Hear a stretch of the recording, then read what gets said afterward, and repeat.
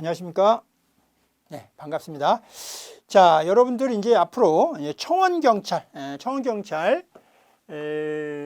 시험 준비를 이제 하시게 되고요. 그 청원경찰 시험 과목에 이제 대체로 약간씩 차이는 있지만 일단은 청원경찰법은 기본이 되겠죠. 청원경찰법하고 그 다음에 이제 법학개론이 대체로 이제 공통적으로 들어가고 또 일부에서는 뭐 이제 그 청원경찰법과 함께 경찰관 직무집행법을 같이 묶어서 한 과목으로 하기도 하고 또 별도로 하기도 하고 그 다음에 또 그 이외에 특별 과목으로 또 하나 뭐 특히 뭐 해양경찰, 해양청원경찰 같은 경우는 국제 항만보안법 이런 것이 또 추가로 들어가기도 하고 그렇죠. 하여튼 공통적으로 대개 들어가는 거는 청원경찰법하고 법학개론 이렇게 됩니다. 그러면 지금 말씀드린 과목들은 대체로 이제 청원경찰법이나 경찰관 직무집행법 또는 국제항만보안법 이쪽으로 가게 되면 그건 다 되게 같은 그 군으로 묶이죠. 뭐 경찰 이쪽으로 이렇게 묶이게 되니까. 그런데 법학개론이라고 하는 과목은 똑같은 법이지만 그죠? 청원경찰법, 항만보안법 또는 뭐 경찰관 직무집행법 이게 다 법이라고 하는 측면에서는 공통되지만 그 청원경찰법, 경찰관 직무집행법, 그다음에 국제항만보안법 이쪽은 다 그래도 보안이라든지 경찰 이런 업무란 말이에요. 그러니까 더 밀접하죠. 물론 그들의 그 밀접한 밑에 어떻게 보면 법학개론 밑에 일종의 플랫폼, 토대로가 되는 과목이죠. 그렇죠? 토대가 돼서 밑에서 받쳐주는 과목이긴 하지만 그 셋과는 약간 거리가 있어요. 그래서 이제 법학개론을 공부할 때 조금 부담스럽긴 하죠. 그때 제가 이제 여러분들 뭐 청원경찰 준비하시는 분들, 경비수사 준비하시는 분들 대체로 이제 보면 이제 젊은 분들도 계시고 약간 나이가 들어서 뭐 다른 일을 하시다가 하시는 분들도 계시고 이렇게 됩니다. 그때 제가 제일 먼저 말씀드리는 내용이 조금 조급함을 좀 늘어뜨리는 거예요. 조급함을 좀 극복하자. 조급함의 극복. 이게 굉장히 중요합니다. 왜냐면요. 조급하게 되면 다른 걸 볼 수가 없어요. 주위에 있는 내용을 못 보고 그냥 오직 내가 타겟으로 하고 있는 그것만 보기 때문에 그 뭔가 좀 생각하면서 여러분들이 내가 지금 공부하고 있는 이 방식이 내가 목표로 하는 시험에 가장 효율적이고 적합하고 한지 그런 부분들에 대해서 고민을 못 하시고 그냥 조급하게 되면 일단 타겟을 정한 다음에 무조건 달리게 되죠. 무조건 달리게 되면 달리면서 생각하기는 쉽지가 않잖아요. 따라서 시행착오가 있을 때 처음에 좀 발견했더라면 그 시행착오를 수정하면서 어떻게든지 이번에 목표로 하는 그 시험에 합격할 수도 있는데 그 부분을 고민하지 못하게 되면 그냥 처음부터 이미 잘못된 길로 또는 그 시행착오가 되는 오류 쪽에 빠져서 그냥 시험까지는 가버리는 경우가 많게 돼요. 그래서 그 부분에 대한 극복이 참 중요하다라는 생각이 듭니다.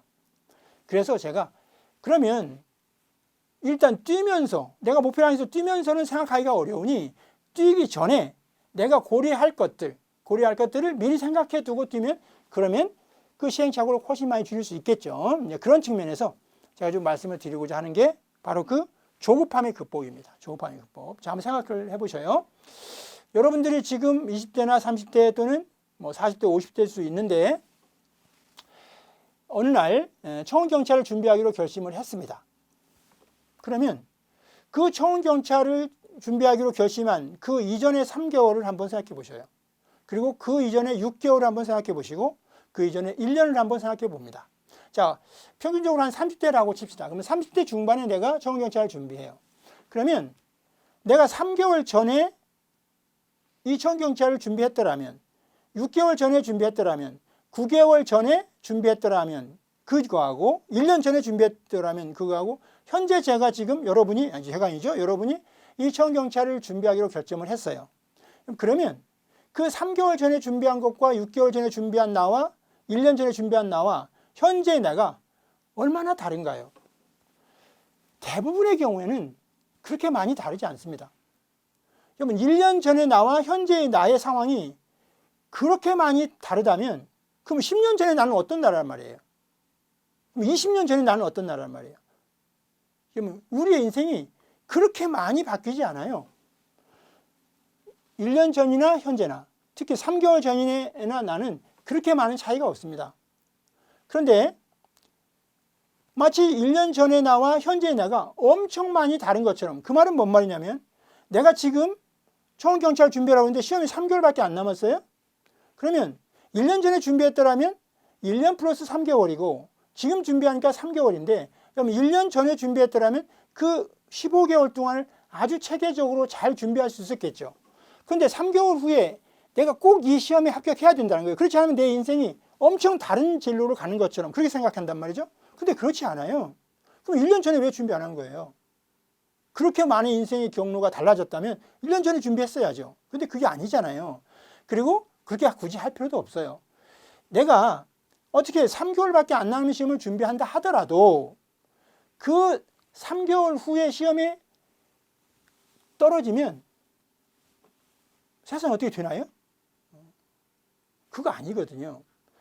그 말은 3개월 이후에 시험에 합격하기 위해서 모든 생각을 다 정지시켜 놓고 그냥 열심히 외워가지고, 이게 과목이 무슨 과목이든 법학개론이든 그렇지 않으면 초원경찰법이든 무조건 딸딸딸 외워가지고 시험만 합격할 거야.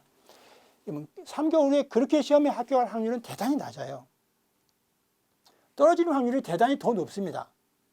그게 바로 조급함인 거예요.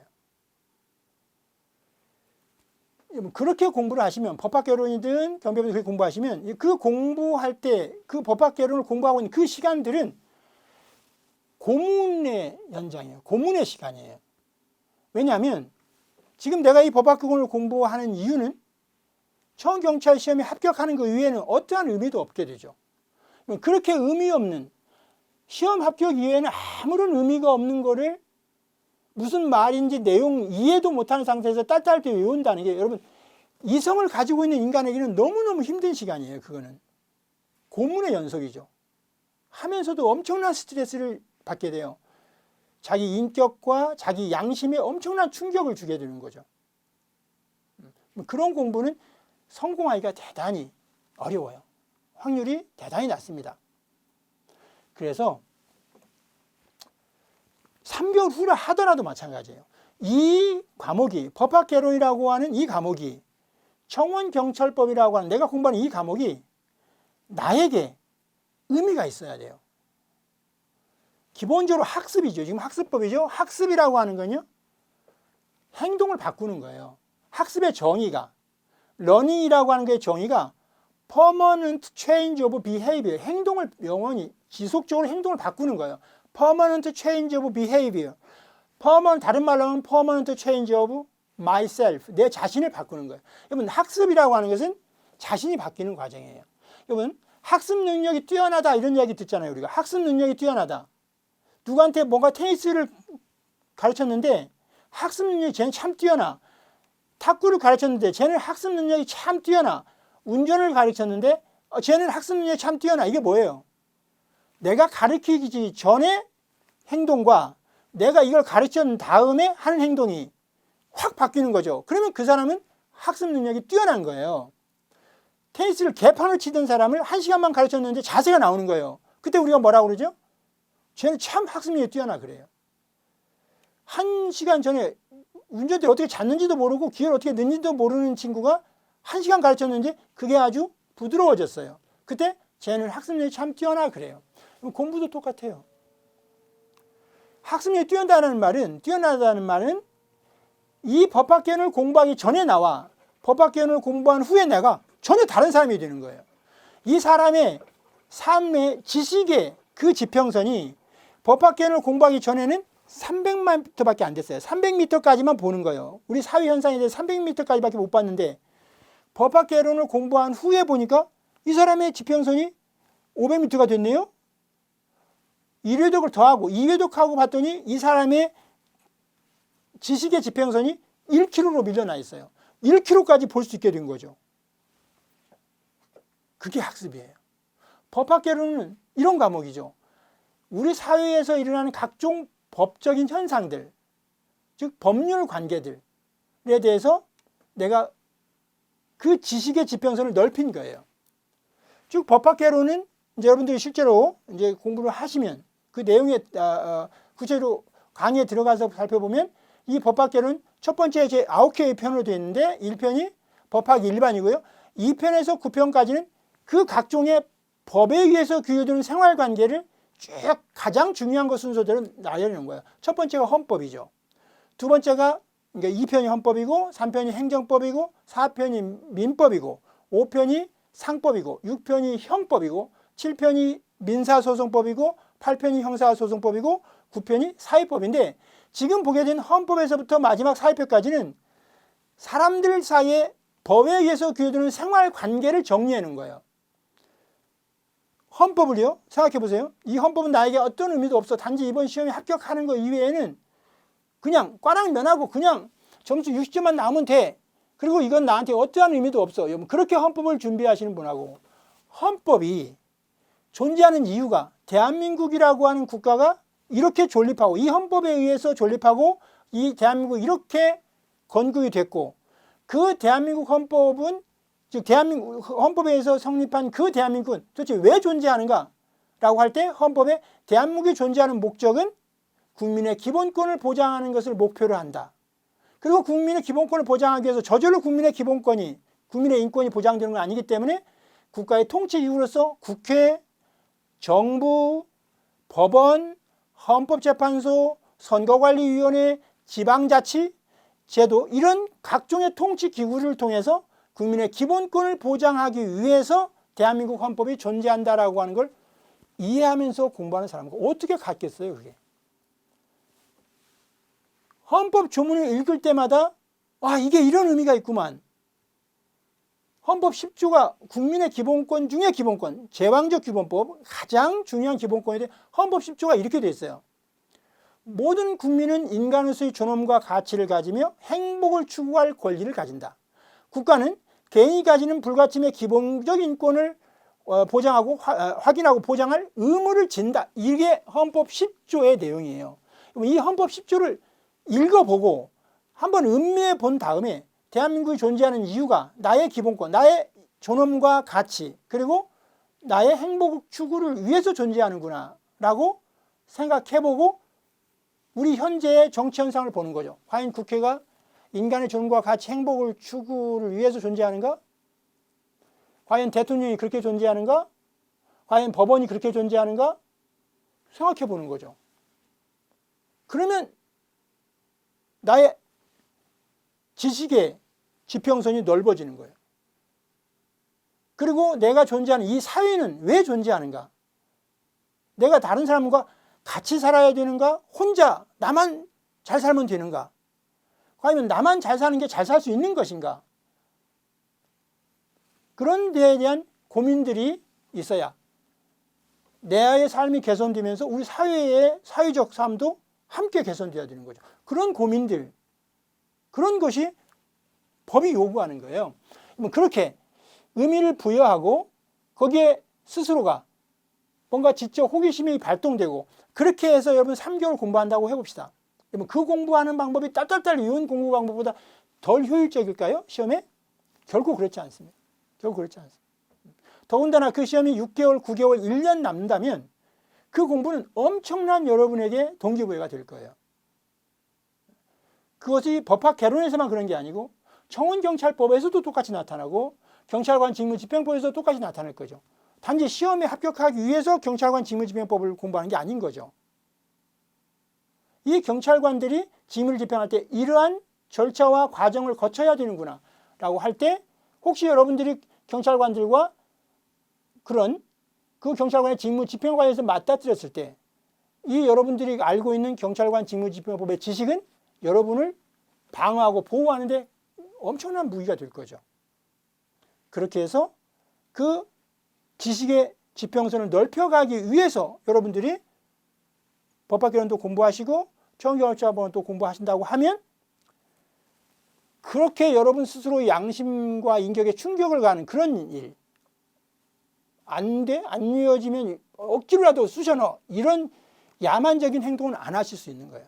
그러면 훨씬 그 공부 기간에 스트레스가 줄고 보람을 찾을 수 있게 되는 거죠. 자, 그렇게 공부하는 거. 그게 어떤 지식 하나를 익히는 것보다 훨씬 더 효과적인 법학개론 공부 방법이 되는 거고요. 다만 이제 법학개론은 청원경찰하고 경비지도사 함께 공부 과목, 시험 과목이 되는 경우가 많은데 청원경찰이 약간 더 법학개론이 조금 어렵습니다. 출제 문제가요. 청원경찰의 그 법학개론 시험 문제가 경비지도사의 법학개론 시험 문제보다 조금 한 단계보다 반 단계 조금 어려운 부분이 좀 있어요. 이제 좀 구체적으로 세부적인 부분으로 들어가는 게 있는데요. 그런 거는 그런 문제는 그러니까 경비지도사 정도의 시험 준비 그 정도로 하시고 그런 문제는 뭐 한 두세 문제, 40문제 중에 두세 문제밖에 안 되기 때문에 크게 걱정 안 하셔도 여러분이 가지고 있는 기본적인 그 어떤 리걸 마인드, 소위 어떤 법적인 어떤 사고 방식을 가지고 풀 수 있기 때문에 걱정 안 하셔도 된다라는 말씀을 드리고요. 일단 여러분들이 청원경찰 시험을 위해서 준비하는 법학개론은 실제로 내용에 들어가시기 전에 제가 말씀드린 게 관점이에요. 어떤 관점을 가지고 우리가 이제 파라다임이라는 말로 많이 쓰죠. 관점이라는 거. 어떤 관점으로 공부하실 건지 이게 제일 중요합니다.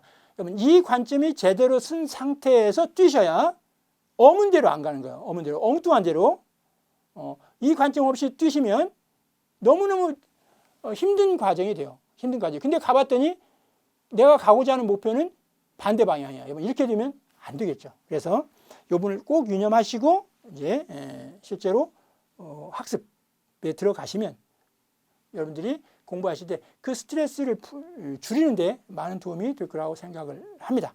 자, 이렇게 학습 방법, 공부 방법론에 대해서 법학개론 공부 방법론에 대해서 이제 이 정도 말씀드리고요. 이제 구체적인 내용은 실제 강의를 통해서 뵙도록 하겠습니다. 여러분 고생하셨습니다.